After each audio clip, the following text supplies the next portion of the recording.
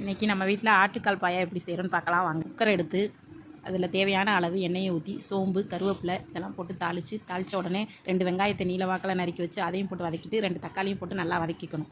அது கூட உப்பு சேர்த்து நல்லா வதக்கிட்டு 2 ஸ்பூன் இஞ்சி பூண்டு பேஸ்ட்டு போட்டு வதங்கினதுக்கப்புறம் கழுவி வச்ச ஆட்டுக்காலையும் போட்டு அது கூட 1/4 டீஸ்பூன் மஞ்சத்தூள், 1 டீஸ்பூன் மிளகாய்த்தூள், 2 டீஸ்பூன் மல்லித்தூள் போட்டு நல்லா வதக்கி தேவையான அளவு தண்ணியை ஊற்றி குக்கரில் ஒரு 8 விசில் வச்சு வேக விட்டணும்.